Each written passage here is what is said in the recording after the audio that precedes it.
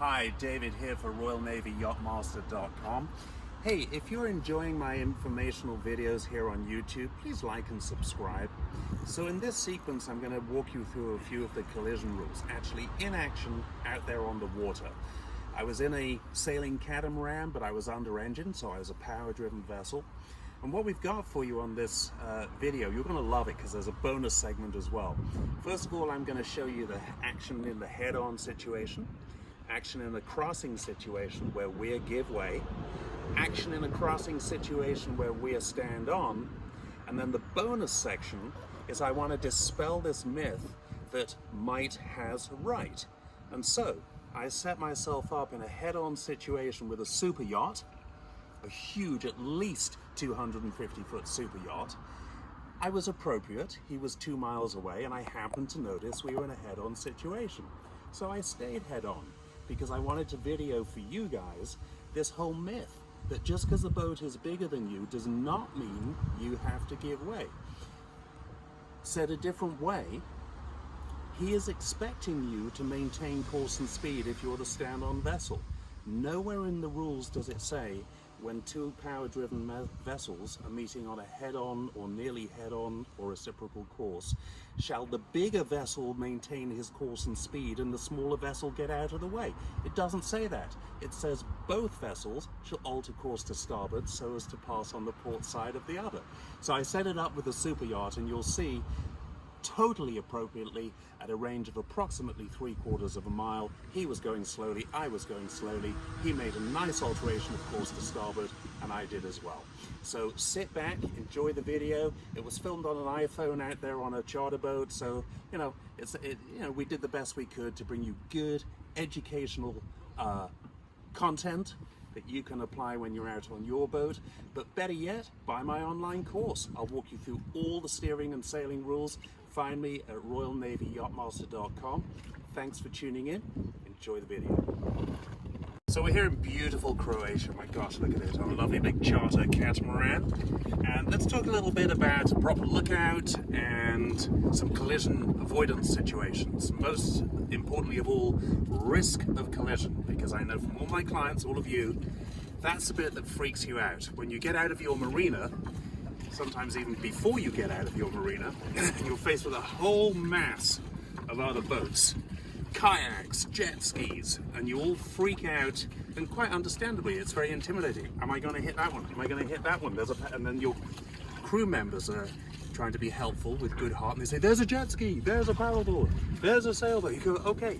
And so you can very easily be overwhelmed and very intimidated. So rule 7 is the risk of collision, okay? And before we get to rule 7, let's just talk a little bit about a proper lookout, okay? The collision rules define a proper lookout. Every vessel shall at all times maintain a proper and effective lookout by sight and hearing, as well as all available means, meaning radar, appropriate to the prevailing circumstances and conditions to determine if there's a danger of a collision, all right? So, a proper lookout, you actually have to move your head. If you're not going very fast, check behind you now and again. Before you make a big alteration of course, always check over your shoulder that there isn't someone coming flying up your side that you're going to turn into. So a proper lookout is always effective. Now, let's turn our attention to this boat here. Rule 7, risk of collision. So, I'm a power-driven vessel, he's a power-driven vessel. He's on my starboard bow, so I would be give way to him. But now let's just put the camera on him and take a look at him and decide, in fact, is there a risk of collision? And so what you see is the relative movement between us going forwards and him going forwards. It seems fairly clear that, in fact, if we looked at him with a compass, he's tracking left to right. There is bearing movement. He's getting closer, that's true, but he's also, and we can see it more clearly now, he's clearly going sideways and is going to pass clear down the side of our boat. So, there's no risk of collision. We didn't need to do anything.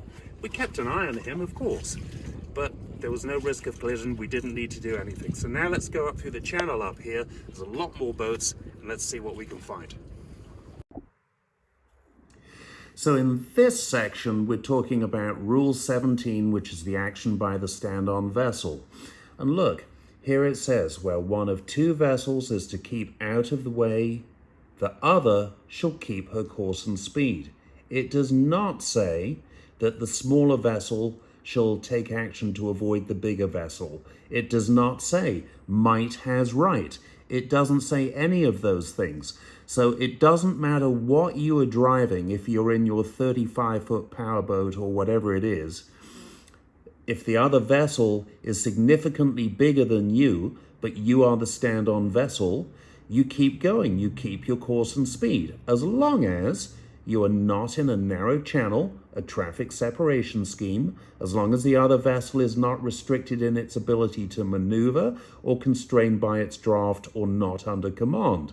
So you do need to know this stuff. But again, if you're out in open ocean and the other vessel is bigger than you, but you're the stand-on vessel, keep your course and speed. That's what he is expecting you to do, so follow the rules. So here's another collision situation. I'm a power-driven vessel. That catamaran over there is a power-driven vessel. I am on his starboard bow, so he is give way to me. So the first thing we all need to do is evaluate risk of collision, Rule 7. Is there a risk of collision? As a stand-on vessel, the rules require me to maintain my course and speed, watching for him as the give-way vessel to take proper and effective action to avoid collision. So, let's see what happens. Now, as the stand-on vessel, it says I may take action to avoid collision when it's obvious that he's not doing it. And then it also says that I must take action to avoid collision if the action of the give-way vessel alone would not be enough to avoid collision. But in this case, what we can see, as the boat starts to come further onto our bow, you can see that in fact there's no risk of collision. As he comes further up, you can see that in fact there's a good rapid bearing movement, and it's very obvious that he's going to pass clear. Now, I don't know if he knew that. I've done this a few times, so I was watching, and of course I was demonstrating for the purpose of this instructional video. The other thing the rules talk about is that your action to avoid collision must result in passing at a safe distance. What is a safe distance? Depends how fast you're going, depends how maneuverable you are, depends on a number of factors. I'm only doing a few knots, he's only doing a few knots. I have a fairly maneuverable boat. He cleared me by, I don't know, 30 yards or so. That's fine. And I made it a little closer than I perhaps otherwise would have, again, for demonstration purposes for this video. If you're in a warship or a major ship, you often don't want to get more than half a mile from another vessel, certainly 100 yards. So it all depends on the speed.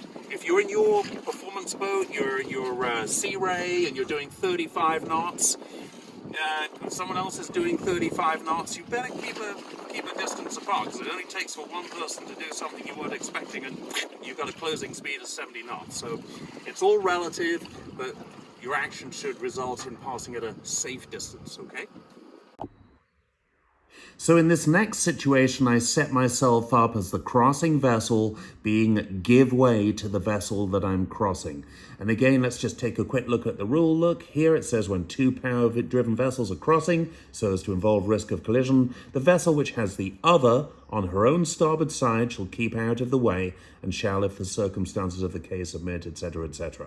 Again, I want you guys to note that nowhere here does it say the larger vessel has right of way.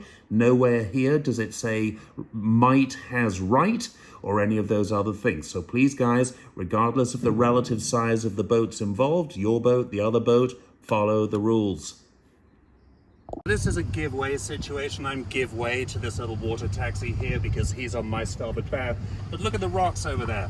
I don't want to go any closer than that. So what I did was I made it totally obvious to him that I was passing under his stern. But now as he draws clear, I don't want to go any closer to the rocks. So I'm just going to follow him round. Hello. I'm just going to follow him round like this. It's totally obvious to him what I'm doing.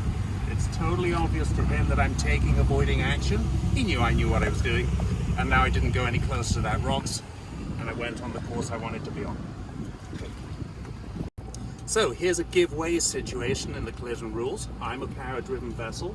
Up ahead of me is another power-driven vessel.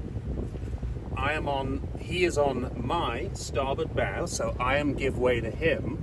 So the first thing I'm going to do is evaluate if in fact there is a risk of collision. He's coming closer, the bearing isn't changing, so I'm going to take action to avoid collision. Having checked my starboard side, which is clear, I make a positive alteration of course to starboard, so that when he's looking at me, it's totally obvious what I did. I made a 25-degree alteration of course to starboard, so that it's clear now that he's going to pass clear down my port side. But here's a trick, because I altered course to pass astern of him, which the rules tell you to do, but I actually didn't want to go that way. I was going that way, if you remember. So what I can do now, as he comes around, is I can come back onto my base course, back onto the original direction that I was going, and as long as I keep pointing just past his stern, again for him looking at me, it's totally obvious that I'm going to pass clear. It also, when I make a positive alteration of course, it also tells him, I know what I'm doing. I know the rules, I'm taking positive and effective action in good time to avoid collision, so we're all good. So this one is a head-on or nearly head-on situation. Actually, it's now a little more of a crossing situation. Both vessels shall alter course to starboard so as to result in passing down the port side of the other vessel. So let's make a bold alteration of course. I'm altering to starboard, making my action to avoid collision. There you are, he sounded one blast to say he's altering course to starboard as well. It's very nice of him. Not many people do that. And so nice bold alterations of course. Both of us went to starboard to pass the other down our port side. Okay?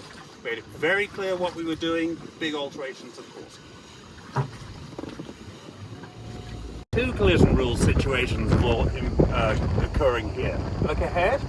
You've got the one coming at us, which is head-on or nearly head-on situation. Actually, he's going to pass clear down my port side, but if it wasn't clear, I'd make that bold alteration, of course, to starboard. Look now, to make it perfectly obvious to him what I'm doing, so as to result in passing at a safe distance. The other collision situation occurring here is the boat right ahead, going in the same direction as us. This is an overtaking situation. Rule 13. And what that says is that any vessel overtaking any other vessel, so it doesn't distinguish between sailing boats, fishing boats, or anything else.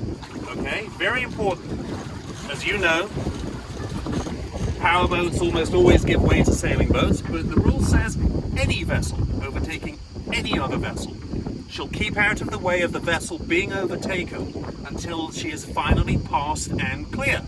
It also says that any subsequent alteration of the bearing between the vessel being overtaken and the vessel overtaking shall not make the vessel being overtaken a crossing vessel, such that I might then say, oh, I'm now standoff. In other words, if I get halfway past him and he alters course towards me, I don't then get to say, oh look, now it's a crossing situation and now he's give way to me so I get to keep going. That's not how it works. Once you're overtaking until you are finally passed and clear. Okay? You're deemed to be overtaking when you're coming up with the other vessel from a direction that matches the same arc as your stern light. You know your stern light has a specific arc of degrees across the back of your boat. If you're inside that arc, you're overtaking. If you're outside that arc, it's a crossing situation. So that's overtaking. Look how gorgeous this is. We're here in Croatia.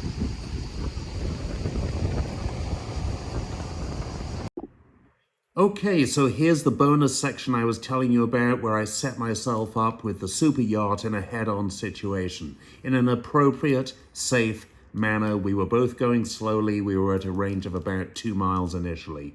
And what does the rule say? Look, Rule 14, head-on situation when two power-driven vessels, I was under power, he was under power, are meeting on reciprocal or nearly reciprocal courses so as to involve risk of collision each shall alter her course to starboard. Each shall alter her course to starboard, so that each shall pass on the port side of the other. Notice in the rule, it does not say the bigger vessel shall keep going and the little one should get out of the way. It says each shall alter her course to starboard. And so I really want you to be very confident in dispelling this whole myth of might has right and power has whatever, the bigger right of way.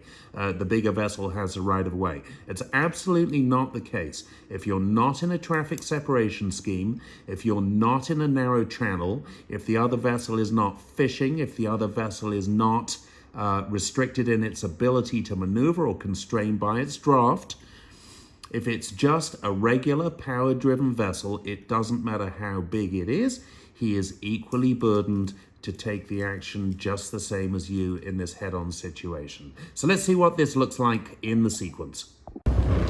All right, so here it is. Here's the super yacht. We're now at a range of just about a mile, I think it was. And so at this stage, I make my intentions clear with my alteration of course to starboard. I did about 20 degrees. I placed him on my opposite bow so that when he is observing me visually or by radar, it is completely obvious to him what I have done. He very courteously did the same thing. And so as the sequence progresses, you'll see there he goes, passing now down my port side. I'm on his port side. And look, with 2 clicks of the autopilot, 20 degrees, I can return to my base course, heading back down to Dubrovnik as he passes at a totally clear, safe, and appropriate distance. And wow, what a beautiful super yacht it was. Look at that. So again, might does not have right. 2 power-driven vessels altered course and passed at a safe distance.